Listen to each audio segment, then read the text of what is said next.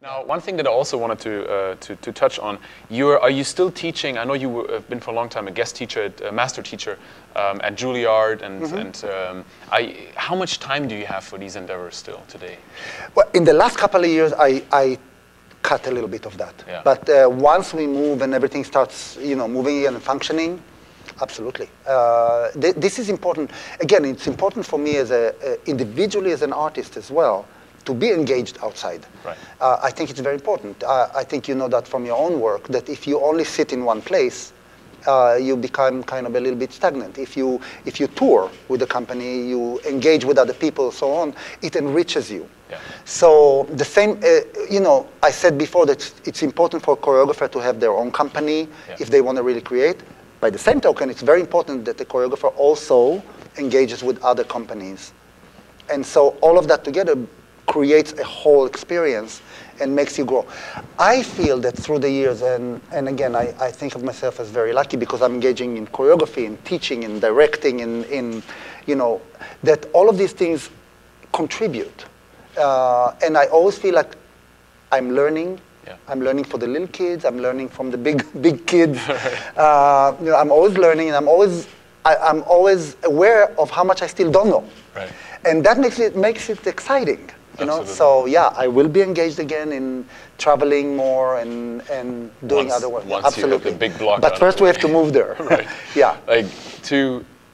For our dancers around the world. Yes. For many different styles, and a lot of them have come to appreciate through salsa. We've had a lot of explaining to do as well, that we emphasize so much the classical and ballet and technique that can filter and feed into Latin dance and salsa without diluting it. Right. So there's a lot of discussion around that, healthy discussion, but there's a lot of explaining to do. As you said, they're purists that say, yes, we don't want anything to do with this, we don't want anything to do with this, which is why we feature a lot of research on theory and dance theory and a lot on the classical dances as well. Right. You as a very, very experienced teacher and choreographer, a couple of the basic things that in master classes that you teach your students, what are some of the things you could share with around the world, our dancers and students? Okay, I always approach, no matter what level I teach, I always approach the teaching from a point of view, from two points of view actually. One is to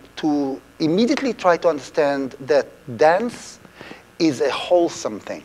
So a lot of teachers teach some technical aspect. Mm-hmm. And they say, okay, until you have a perfect positioning of the body and so on, you can't do something else. I don't believe in that. And my approach is a little more zen. It's more wholesome. Yeah. And my approach is, while you are learning how to position your body, don't neglect listening to the music, understanding phrasing, understanding focusing, understanding the intent of a movement. So even when you do an exercise in class that's only 4 bars, there's a beginning and an end and some focus to it and an intent, even the simplest thing. I remember I used to study piano. I played piano. And the very first exercise that I learned, I'll sing it for you. Ta-da-dum, ti-da-dum, tam, tam, tam. Very simple, only 3 fingers, but it's a whole song. Yeah. So it has a beginning and an end and some functionality within it. Yeah.